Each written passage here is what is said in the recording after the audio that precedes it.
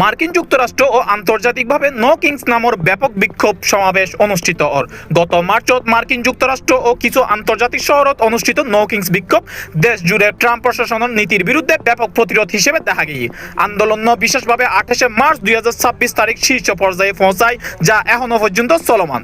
BBC, the Guardian ও Washington Post বরাতত এইসব খবর জানা গিয়ে প্রায় 8 মিলিয়নেরও বেশি মানুষ এই বিক্ষোভত অংশ লয়। যুক্তরাষ্ট্রত 50 অঙ্গরাজ্য 3300-র বেশি র্যালি অনুষ্ঠিত হয়। বড় বড় শহর যেন New York, Washington DC, Los Angeles, মিনিয়াপলিসত লাখ লাখ মানুষ রাস্তার নামি।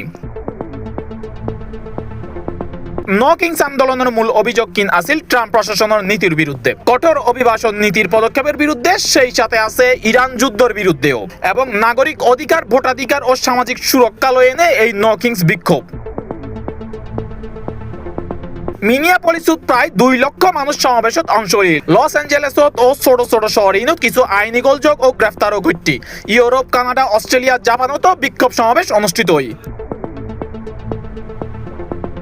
নো কিংস যে শুধু রাস্তার আওয়াজ তুলিবার ঘটনা তা কিন্তু নয়, ইয়েন মার্কিন সমাজের রাজনৈতিক উত্তেজনা, নাগরিক অধিকার ও আন্তর্জাতিক নীতি লইনে ব্যাপক জনমত প্রকাশের প্রতীক। রবার্ট ডি নিরো নামে এক নাগরিক জানাই, ট্রাম্পের আগর হন প্রেসিডেন্ট আর স্বাধীনতা ও নিরাপত্তারে এতটা অস্তিত্ব সংকটত ন ফেলাই। আরেক নারী জানাই, আরা রাজকল শাসনের বিরুদ্ধে লড়ির এবং আরা স্বাধীনতার লাই লড়ির, আরা এখনো ঠিক সেই হামি গড়ির। ওয়াশিংটন ন্যাশনাল মলত প্রতিবাদ জরন লোকজনক গণতন্ত্র সমর্থনে স্লোগান দেয়। এই সময় তারা ট্রাম্প বিরোধী প্ল্যাকার্ড তুলি ধরে।